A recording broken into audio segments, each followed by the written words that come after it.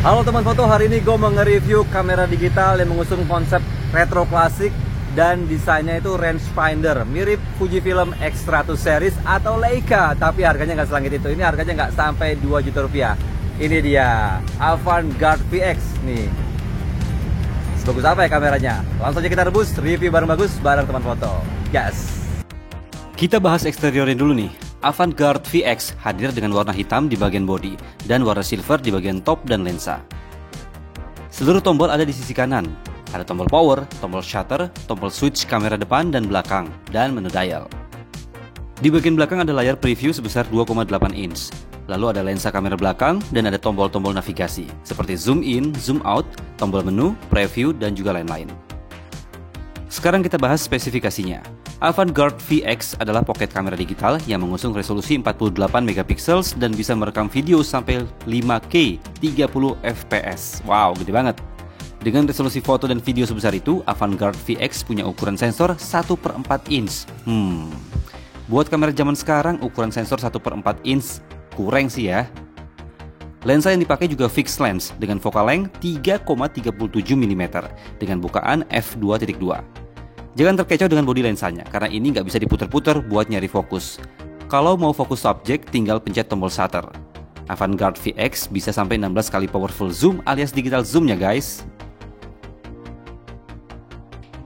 Hasil foto dengan resolusi 48 megapiksel kira-kira seperti ini.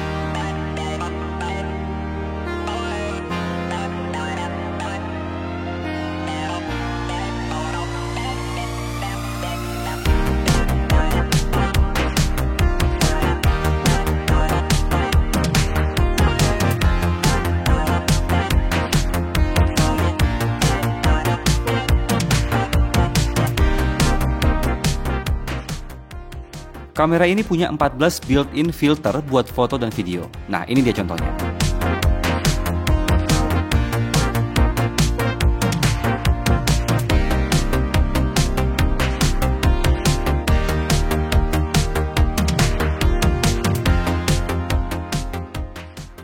Sama kayak Fuji X100, dia mengusung konsep rangefinder nih. Viewfindernya di sini, di sisi kanan, di sisi kiri. Dia sebutnya rangefinder. Nah, konsepnya itu dia modelnya parallax. Nih, gue coba fokus dulu. Nih, dia parallax. Jadi lebar kaca rangefindernya itu sama dengan lebar si focal length terbesarnya. Paling wide-nya di sini sama dengan yang rangefinder yang ada di sini. Tapi dia tidak seperti kamera Fujifilm atau yang lainnya atau Leica. Dia tidak punya electronic rangefinder, jadi dia tetap benar-benar kayak kaca aja, kayak kaca parallax gitu.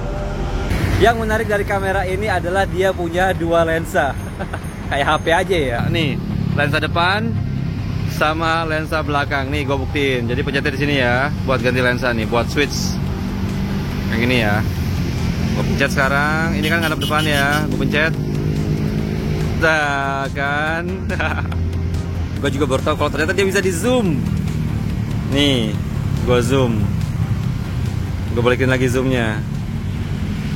Nih, ya kan? Sekarang gue rekam video ini pakai lensa utama, lensa depan dengan resolusi 5K dan 30 fps dan image stabilization-nya on. Ini gue cobain ya. Nih, sekarang gue cobain suasana di sini. Ini gue sambil jalan. Ini tangan gue lagi megang Gorilla Pod. Nah, sekarang gue pegang ke bodi kameranya nih. Ini gue pegang bodi kameranya. Ini gue sambil jalan, masih sama, masih oke juga. Kalau kita zoom, apakah hasilnya bagus atau enggak? Nih kita zoom. Oh, pecah ya gambarnya ya. Meskipun ini resolusinya 5K 30 fps, tapi pecah ya gambarnya ya, kayak HP. Sekarang ini gue ngerekam pakai lensa belakang atau lensa selfie dengan resolusi 5K 30 fps. Wah, keren juga ya. Dia meskipun depan atau belakang tetap sama-sama bisa merekam resolusi 5K 30 fps. Nah, ini hasilnya kayak gini. Gue nggak tahu ini audionya bagus atau enggak. Terus di viewfinder yang gue lihat di sini itu di layar monitornya ini goyangnya nggak terlalu parah sih. Ini gue pegang di body ya. Nah sekarang gue pindahin tangan gue pegang ke GorillaPod. Gue pegang GorillaPod lebih jauh. Bagaimana audionya? Apakah bagus atau enggak? Ini gue nggak tahu juga nih, kedengaran atau enggak audionya. Oke, tadi kan gue udah ngerekam pakai lensa belakang atau lensa selfie dengan resolusi 5K 30, tapi image-nya gue matiin, image stabilization-nya. Nah sekarang ini gue nyalain, kita cek ya, stabil atau enggak. Ini gue balik lagi. Ini gue pegang di GorillaPod.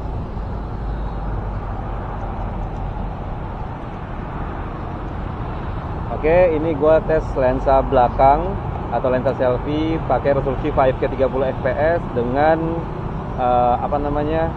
image stabilization-nya gua nyalain. Gua pengen tahu nih hasilnya kayak gimana. Avantgarde VX juga punya fitur slow motion. Ini dia contohnya.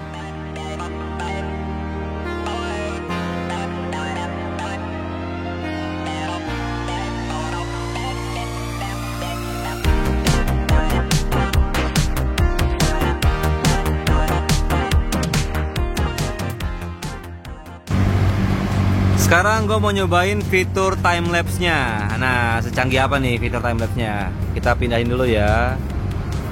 Photo burst, self timer, timelapse foto. Nah, timelapse foto ini kita langsung masuk ke menu. Kita pencet ini, menu. Dan sini ada intervalnya. Intervalnya mau 3 second.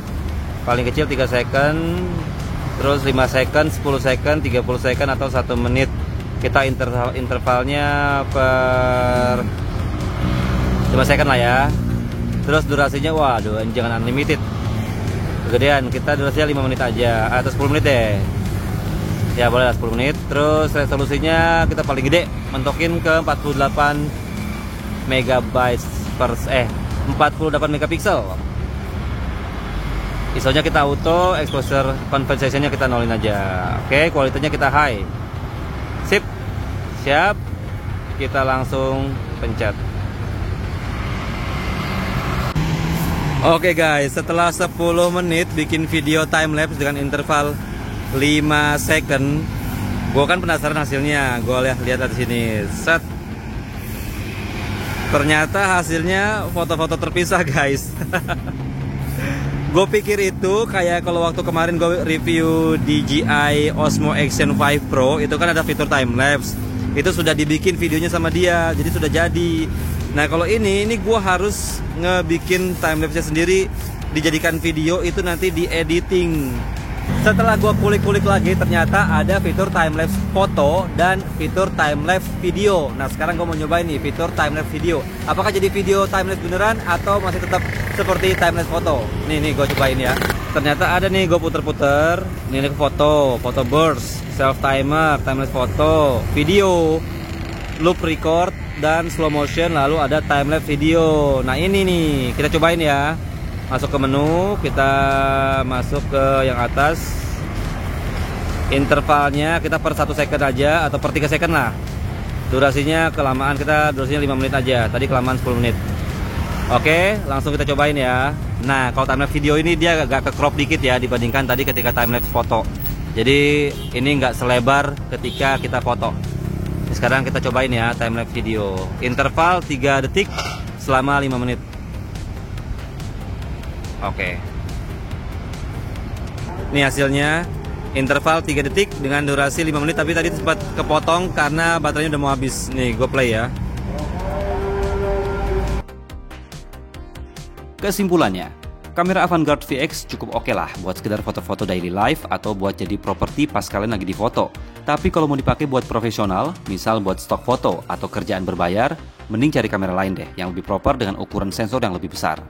Harga Avantgarde VX nggak sampai 2 juta rupiah. Di DOS harganya sekitar 1,8 juta rupiah. Linknya ada di deskripsi ya.